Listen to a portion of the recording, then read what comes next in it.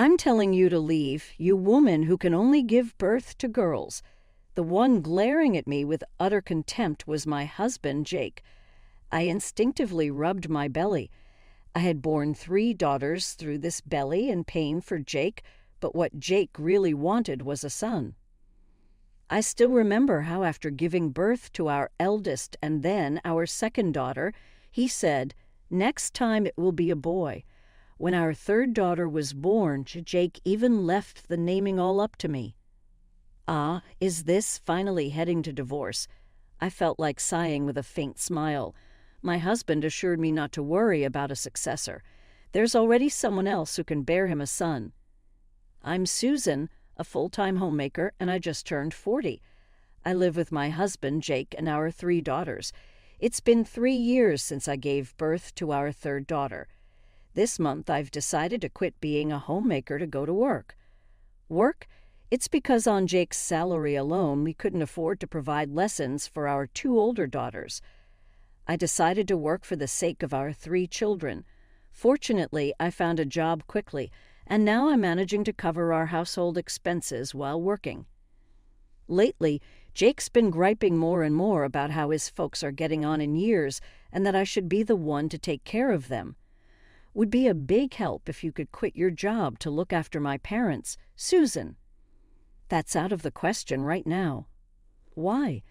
We can live comfortably enough on just my salary if we don't splurge. Splurge? I've never done that. I'm working because your paycheck alone won't cover extracurriculars for the kids. They don't need any extracurriculars. It's perfectly fine if they don't learn anything extra.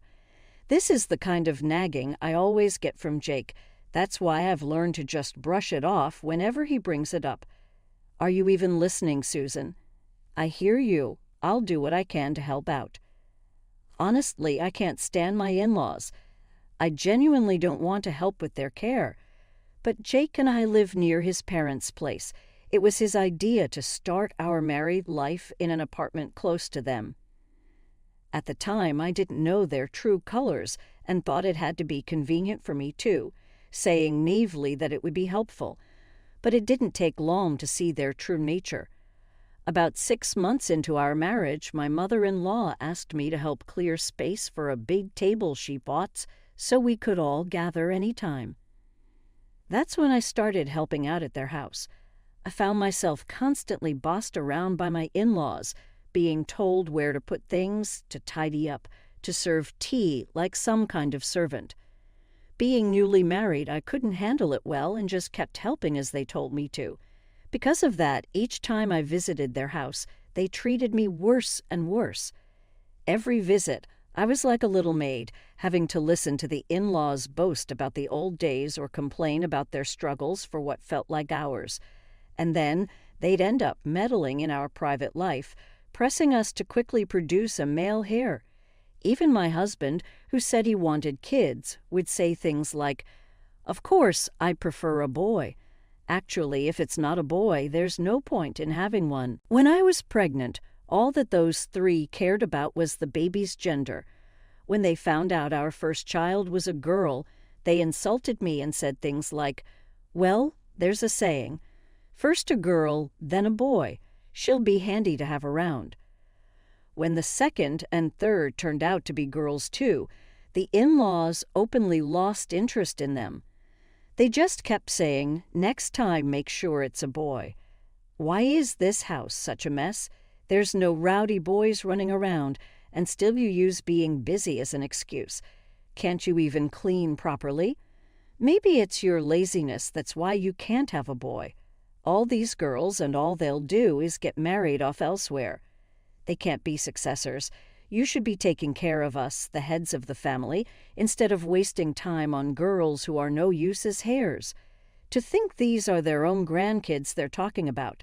I never invited them in the first place, and I sure as heck don't want to go to their place. Being dragged to their house and treated like this is more than I can stand. I've told Jake countless times that I want to keep our distance from his parents, but it's like talking to a wall. The house being a mess is a fact. Girls are supposed to play quietly and read books, right? Instead, they just scatter their stuff everywhere. If you can't manage housework and childcare, which are supposed to be a woman's job, then it's no wonder you're being criticized. How can you say that when we're both working to raise our 2 kids? It's impossible for housework and childcare to be only my responsibility. If working is your excuse, then just quit and be a stay-at-home mom. If you can't do that, then what my mother's saying is right. You think you can support me and our 3 daughters on your salary alone. That's why I'm working too. It gives me a headache just thinking about it. Sure, there was a time when men worked and women took care of the home and kids, but those days are long gone. Now it's normal for wives to work too, but to accept the changing times while still insisting that housework and child care are solely a wife's responsibilities is just too convenient. No matter how much I try to convince him, Jake just won't change. Mom's right. It must be as Dad says every time. I heard these words. Thoughts of divorce crossed my mind. But my daughters, oblivious to everything, were fond of Jake. Only the eldest, a middle schooler, seemed to have some reservations about Jake. Being in the throes of adolescence, she didn't seem to be very interactive with Jake yet. Whenever I saw the 3rd girl innocently laughing and clamoring to be held by Jake, calling him Daddy, Daddy, I couldn't bring myself to go through with the divorce. 3 months had passed since then. For some reason, Jake started coming home late more frequently. I was suspicious and asked him when he returned home, "Jake, you've been quite late recently. Is something up at work?" "No, it just happened today. A junior messed up and I had to cover some overtime." At first, I believed his words, but he began to come home late more often, and I asked again. Then Jake started making excuses, like he was held up at work entertaining clients or meetings with partners. Ran long even as I started to suspect Jake's words and actions. I couldn't muster the courage to take that step away because I didn't want to deprive my children of their beloved father. I started to pretend not to care about Jake's late returns. Half a year had gone by. In this way, a colleague I worked with mentioned seeing Jake walking in the downtown area with a young woman. I dismissed it to her, saying Jake was at work, but she insisted she wasn't mistaken. Our families are close, often going camping or having barbecues together on holidays, and my daughters are around the same age as hers. Jake and she always got along well whenever they met, so I knew she couldn't have mistaken someone else for Jake. But even knowing this, my desire to trust Jake was stronger, and her suggestion to approach him next time made my heart skip a beat. I told her I'd talk to Jake about it, hoping it was just a misunderstanding. I went to see a private investigator immediately after work and requested a surveillance operation. 5 days later, the investigator got back to me saying it had been quite straightforward. When I met the investigator after work, I was presented with substantial evidence. There were several photos of Jake entering a hotel with another woman, and the results were incriminating. I decided to confront Jake about the affair as soon as I got home. Though he had gotten home before me, he was just looking at his phone in the living room. I saw my eldest daughter take her younger sisters to her room, and while I felt sorry, I couldn't keep it to myself. "Jake, can you explain this to me? You said you were working overtime or entertaining, but is entertaining clients at a hotel part of the job?" Jake didn't respond to my words and just started making a phone call with a cold expression. For some reason, Jake remained silent, determined not to speak. "So your silence means you admit it's true? It's none of your business. You really think a husband's affair is none of his wife's business. It's none of your business." No matter how many times I asked, Jake only repeated that it was none of my business. Then suddenly the doorbell rang. While I was thinking of pretending we weren't home, Jake quickly went to open the door. In came my in-laws and the woman from the investigator's photos. "What's going on? Did you call them here?" I hadn't planned on telling the truth until everyone arrived. "Well, now that everyone's here, explain these photos." I challenged Jake again with the photos. "The girl there is pregnant with a boy. Our family has always needed a son to carry on the family line. I told you before we got married that we needed a son, but you kept having girls, so you're no longer needed and should leave right away. Just when I thought Jake was starting to make sense, he handed me a divorce paper with an explanation that didn't make any sense. Hold on, pregnant. How many affairs do you need to have for that to happen? Sure, I knew about the son issue, but we can't choose the gender of our babies. Besides, you always seem to love our daughters. Susan, you've heard the story, but you're someone who could only have girls. Just leave this house quietly. I'm sorry, but I'm not talking to you. I'm talking to my husband, Jake. What's going on? As I pressed Jake for answers, my in-laws interjected. That's enough. We're finally having the boy we always wanted. It's best for you who couldn't do anything to leave. I'm not talking to you. I'm talking to you, Jake. So why do both of you come barging in? Don't try to change the subject.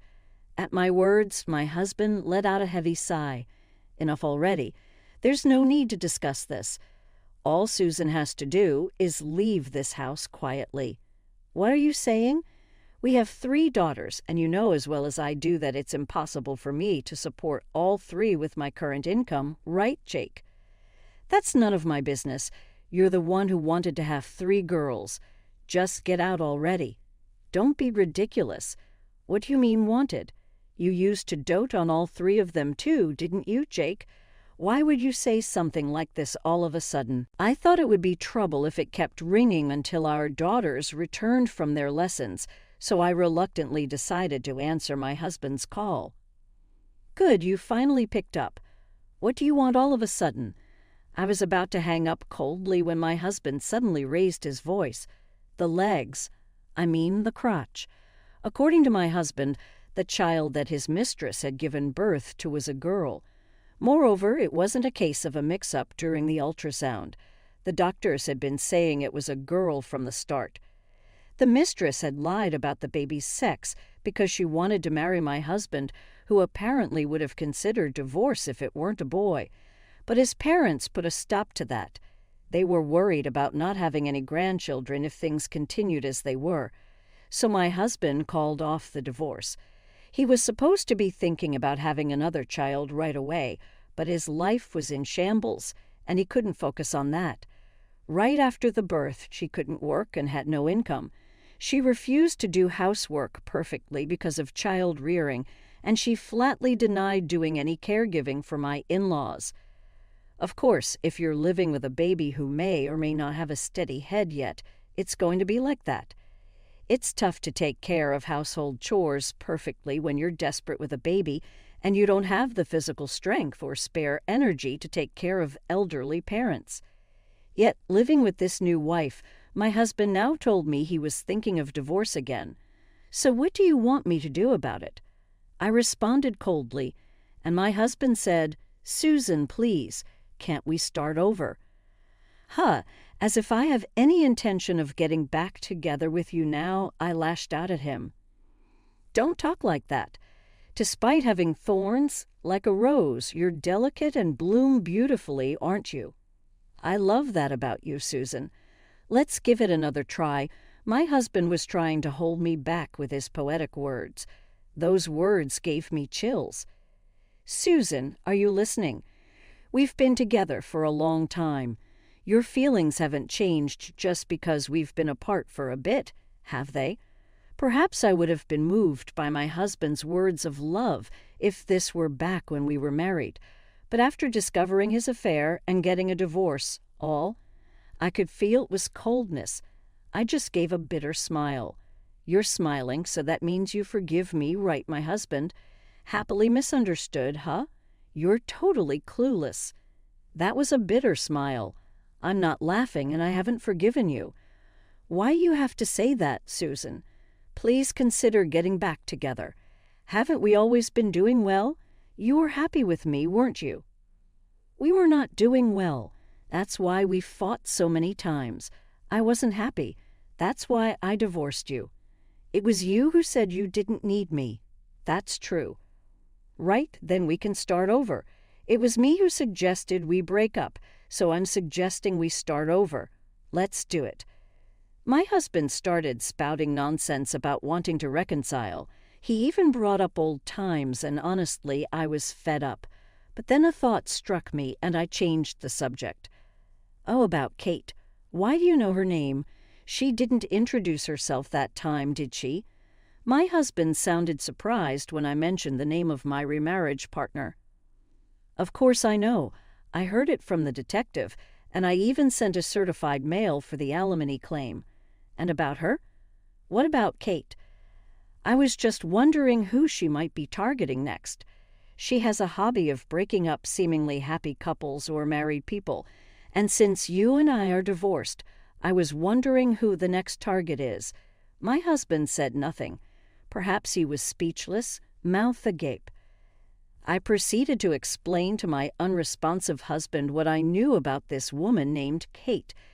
Kate had always been adorable since she was a child, always surrounded by various people. Her father, the company president, doted on her, and she was spoiled, always getting what she wanted. It's precisely because she could get anything she wanted that taking things from others became her hobby. As an adult, her targets became other people's boyfriends, fiancés, and husbands. Since taking things was her hobby, she would easily discard them once she managed to start a relationship.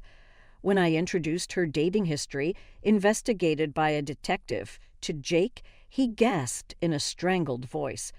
"What the heck? Why bring this up now? If you told me this when we were getting divorced, I wouldn't be in this mess. Back then, all you said was get out. You never listened to my side of the story, so I did as I was told and left. It's not like a woman who approaches a married man can be considered good-hearted. Don't talk like that, Susan. It's so sneaky of you, making it sound like it's my fault. If you had just explained things properly back then, it would have been different." Jake, for some reason, started to speak in a defeated tone, playing the victim when he spoke to me. Angered by words, I snapped at him. "What are you on about? You're the one in the wrong. Not like you are wrong. Why don't you just live however you want? I don't care anymore." At my words, Jake suddenly spoke in a softer tone. "Susan, it's going to be tough raising 3 daughters all by yourself. Let me take at least one of them. If you let me take one, you'll have an easier time." "Aren't 2 kids enough?" The cloying sweetness in his voice was so vile it made my head spin. What in the world does he think of our daughters? I could never send them to live with such a man. Neither Jake nor his parents really wanted the girls because they loved them. He kept saying, "Any girl would do," or "just one," talking about them as if they weren't people. I could only see a future where they would be preyed upon by Jake and his parents. I knew that as they grew up, they would receive the same terrible treatment I did. That's why I refused adamantly. "Don't be ridiculous. I will raise my daughters properly." "Don't be like that. A child needs her father, don't you think?" Jake argued defiantly. "A father who can't even raise his kids properly, let alone cheats, has no right to custody." I spoke firmly to leave no room for misunderstanding. Even so, it's up to the girls to decide if they want a father like that. They're too young to decide for themselves now, so I'll take responsibility and raise them. Enraged, I conveyed my feelings and hung up the phone on Jake. I don't know if it was because I immediately blocked his number, but I never heard from him again. Months went by. It seems Jake and Kate's divorce went through without a hitch. Kate went back home with her newborn child. Apparently, the child's father is also married, and she is being sued for alimony, not just by Jake, but also by his actual wife. Strapped for cash, she seems to be working hard at raising her child with the support of her parents back home. Terrifyingly, she shows no signs of remorse. She is aware that what she's doing is wrong, and if caught, she pays alimony as a sign of her sincerity. However, it seems that the money is also being provided by her father, who is a company president, allowing her to live a carefree life.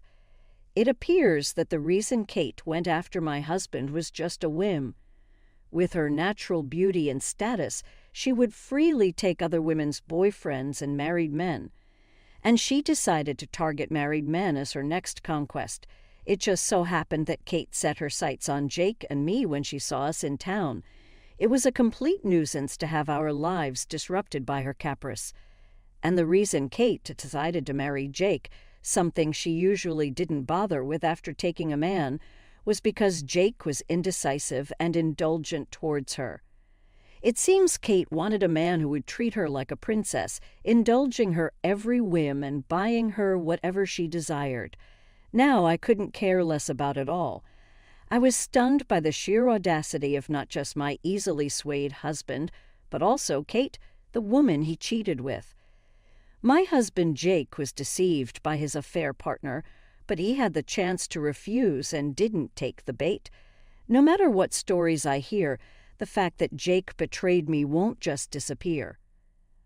I also heard that Jake's family was ostracized by friends and relatives and had moved far away. They only stormed into my house once after the move. Susan, stop being stubborn and hand over one of the kids. That's right, Susan.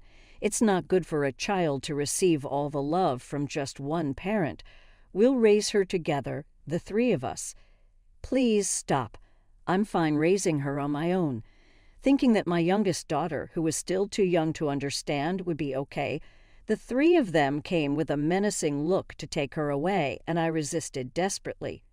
You can't handle it, Susan. You can't raise her while working. Hand her over. Susan, poor thing, don't worry. We'll raise her properly no matter what. I said, but they wouldn't listen. Stop. Don't take her. This is kidnapping. My youngest daughter cried loudly, and I screamed just as loudly. Thanks to our cries, the nearby residents gathered and quickly restrained the three of them. After a while, the police arrived from a call and took the three away. I repeatedly thanked my neighbors, relieved that my daughter was safe. Later, the three of them received a restraining order, but I'm considering moving because a restraining order isn't enough to make me feel safe since they know where we live. It wouldn't be strange for them to show up at any time. I've discussed moving with my parents, who live with us, because I feel sorry for them too. They said they'd dispose of the house and move with us, as it would be a nuisance to be followed forever. Still, I feel guilty for changing my daughter's environment so often, yet seeing their smiling faces and healthy growth heals me. I've decided to move to a new place to protect them. Just before moving, I got a call from an unregistered number. Thinking it was the moving company or someone from the city office, I answered, only to find it was surprisingly Kate. Summing up her sobbing story, she had apparently gotten into trouble for being with too many men and had contracted a serious disease. I need money for treatment, so give me back the alimony, she cried. But I responded coldly, don't you have a wonderful dad who buys you everything? There's nothing I need to do for you. Her audacity was too much, and without much of a response, I just hung up. I immediately blocked her and bought a new cell phone, so now she can't reach me anymore. I'm grateful to my parents for coming with me, and I'm determined to keep working hard for my daughter's healthy upbringing.